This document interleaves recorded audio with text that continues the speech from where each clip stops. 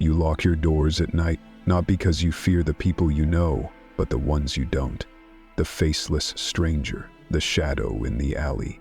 The monster you imagine must be raised in violence, carved by trauma, twisted by some brutal past. Because that's how evil works, right? That story comforts you. It tells you evil is rare, predictable, preventable. It tells you that if someone grew up loved, fed, protected, they couldn't possibly be dangerous. But in August 2023, that illusion shattered.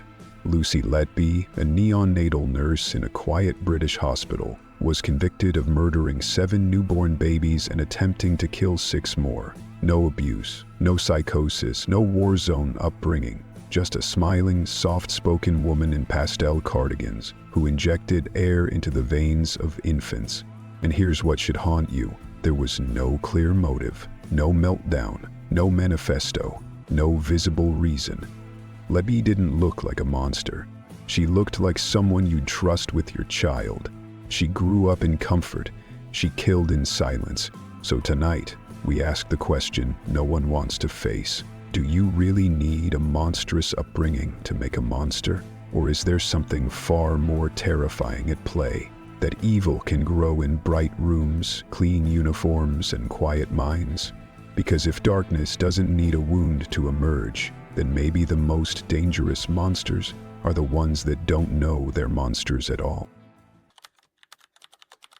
We want to believe there's a line, a clean divide between the good and the wicked, between us and them. But what if the border is blurred, or worse, imaginary? The debate over whether people are born evil or shaped into it isn't new, it's ancient. Thomas Hobbes said humans are naturally selfish, driven by fear and power. Jean-Jacques Rousseau argued the opposite, that we're born innocent and it's civilization that corrupts us. One saw monsters in human nature, the other saw them in human systems. But neither could fully explain why some people walk through fire and emerge kind, while others, untouched by visible flames, set the world ablaze. Psychologists tried to answer this in the 20th century, and what they found was disturbing. Let's take the Stanford prison experiment. In just a few days, students playing guards became sadistic. Students playing prisoners broke down. These were regular kids, not criminals, not abused, not insane. Yet with just a costume and a title, cruelty surfaced like a reflex. What if evil isn't buried deep, but just beneath the surface? Then there's Mary Bell, an 11-year-old girl who strangled 2 toddlers in 1968. Her life was soaked in trauma. A violent mother who tried to kill her, sexual abuse before she could read, no sense of safety or love. Was Mary born evil, or was she a mirror of what had been done to her? And still, not every abused child kills. Not every killer is abused. That's the glitch in the matrix, the contradiction that keeps philosophers awake at night. Because if evil is born, that's terrifying. But if it's made, then someone, maybe you, maybe me, might already be making it without knowing. So which is it? You'll find no easy answers here, only shadows and questions that breathe. Trauma is the blueprint most people reach for when trying to explain evil. It gives us a map, a chain of broken events, a reason.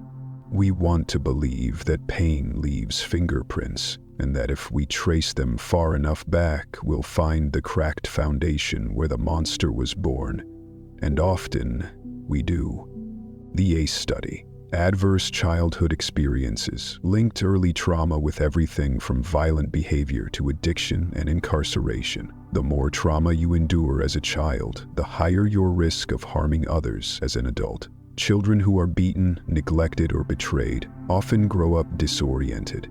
Their internal compass spins wildly. Love and control blur. Trust feels dangerous.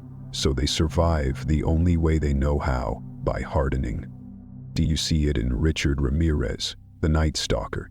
His childhood was a horror real-head trauma. Satanic cousins, violent pornography, physical abuse. He didn't stand a chance. His mind was a battlefield before he ever held a weapon. But here's the trap. Trauma is not a formula.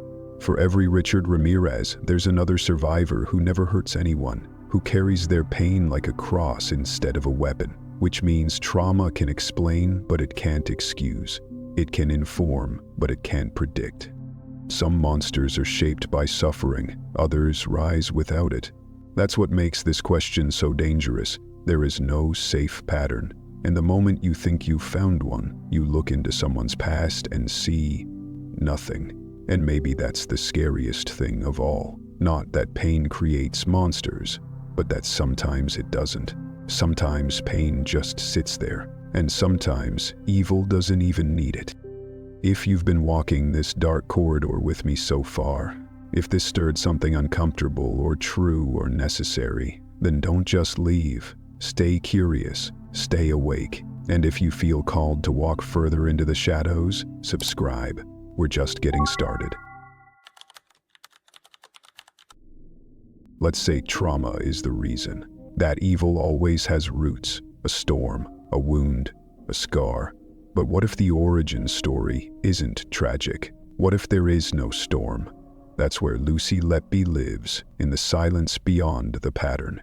Born in 1990, raised in a quiet English town, middle-class family, supportive parents, no known abuse, no history of violence. She worked as a neonatal nurse, trained to protect the most fragile lives, babies. She was described as sweet, polite, invisible in the best way. Then, in August 2023, the mask slipped.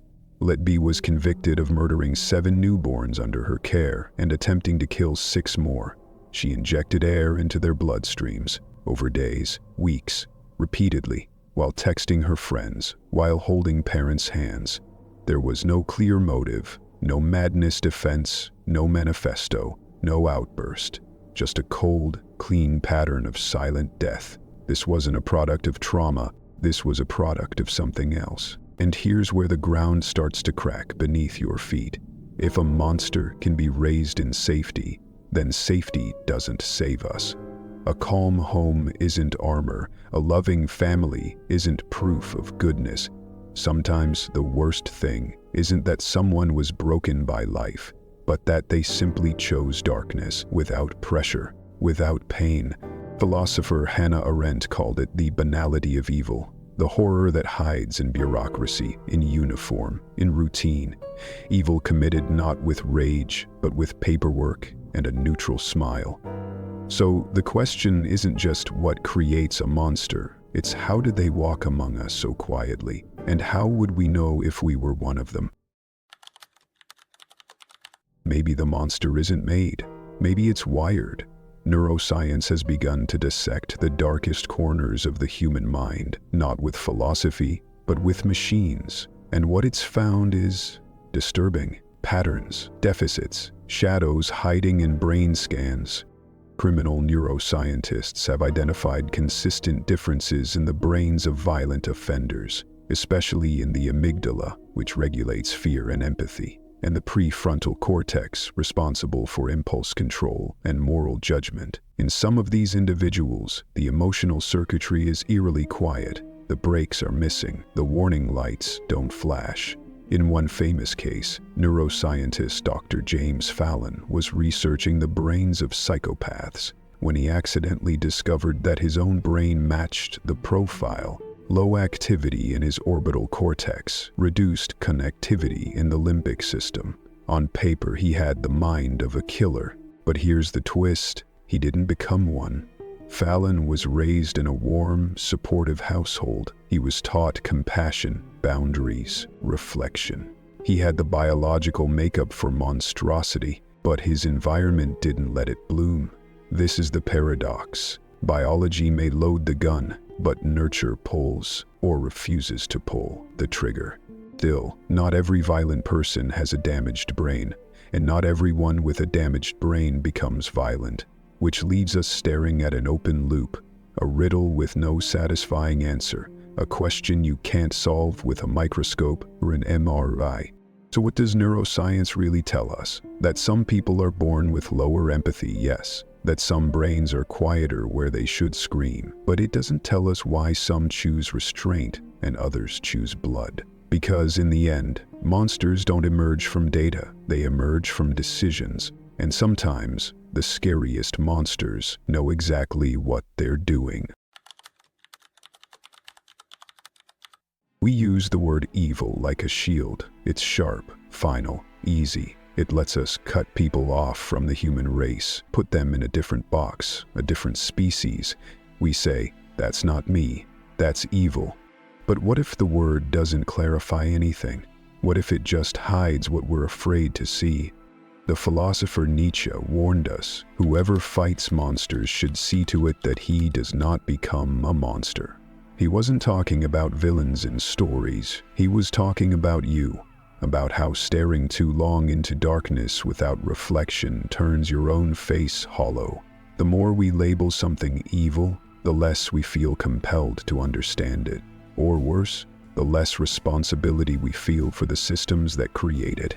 Even Hannah Arendt, observing the trial of Nazi war criminal Eichmann, found not a raving lunatic, but a boring bureaucrat. A man who stamped death into forms without blinking. She called it the banality of evil, a cold, efficient emptiness, not a twisted villain, not a beast, a man who followed orders. So what is evil? A chemical imbalance? A philosophical convenience? A story we tell ourselves to feel safe in a dangerous world? Maybe evil is just a failure of explanation, a word we use when we don't want to admit how close the monster might be.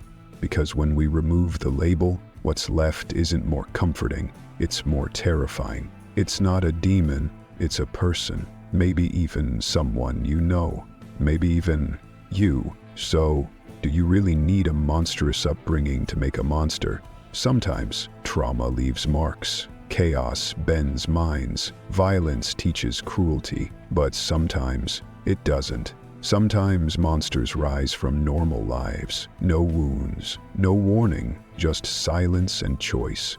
And that's what should keep you up at night. Not the monster in the shadows, but the one in the mirror that never needed a reason. If you're still watching, you're not afraid to look deeper. Subscribe, not for answers, but for better questions. We don't escape the dark. We study it